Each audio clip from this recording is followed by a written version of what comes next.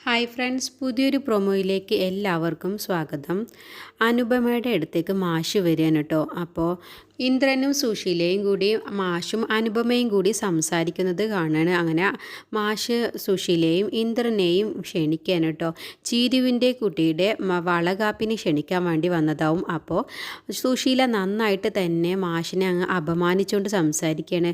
കണ്ടില്ലേ ഇന്ദ്ര, ഇവരുമായിട്ട് ഇനി ഒരു അടുപ്പവും ഉണ്ടാവരുത് എന്നും പറഞ്ഞിട്ട് വീണ്ടും കണ്ടില്ലേ, നാണമില്ലാതെ ഇവിടേക്ക് കയറി വന്നിട്ട് മൂന്നാമത്തെ മകളുടെ വളകാപ്പിന് ക്ഷണിക്കാൻ വേണ്ടി വന്നിരിക്കുന്നു. നാണമില്ലേ ഈ മനുഷ്യന് എന്നൊക്കെ പറഞ്ഞിട്ട് നന്നായിട്ട് തന്നെ അപമാനിക്കുകയാണ് കേട്ടോ മാഷിനെ.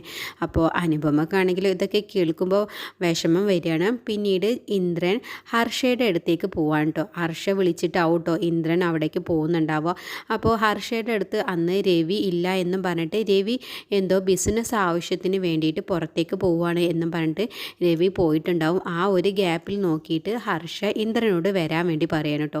എന്നിട്ട് ഹർഷയോട് ഇന്ദ്രൻ പറയാണ്, ഹർഷ നമ്മൾ ഈ കാണിക്കുന്നതൊക്കെ വലിയ തെറ്റല്ലേ എന്നൊക്കെ ചോദിക്കുന്നുണ്ട് കേട്ടോ. പക്ഷേ ഹർഷ പറയുന്നുണ്ട് അതൊന്നുമില്ല, എനിക്ക് ഇന്ദ്രൻ്റെ കുഞ്ഞിനെ വേണം എന്നങ്ങ് പറയണം കേട്ടോ. അങ്ങനെ പെട്ടെന്ന് തന്നെ ഒരു കോളിംഗ് ബെല്ല് അടിക്കുകയാണ്.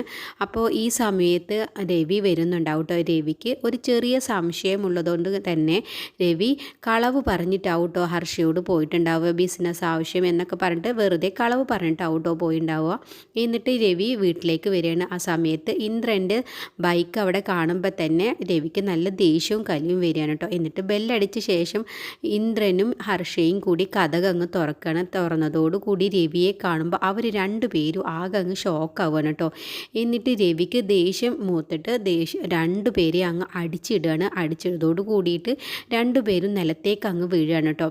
എന്നിട്ട് രവി അരയിൽ നിന്നും കത്തി അങ്ങ് ഊരിയെടുത്ത ശേഷം ഹർഷയുടെ കഴുത്ത് അങ്ങ് വെട്ടുകയാണ്. രവി പിന്നീട് ഇന്ദ്രൻ്റെ വയറ്റിലേക്ക് അങ്ങ് കുത്തി കയറ്റുകയാണ് കേട്ടോ. അങ്ങനെ രണ്ടുപേരെയും രവി നന്നായിട്ട് തന്നെ ഉപദ്രവിക്കുകയാണ് കേട്ടോ.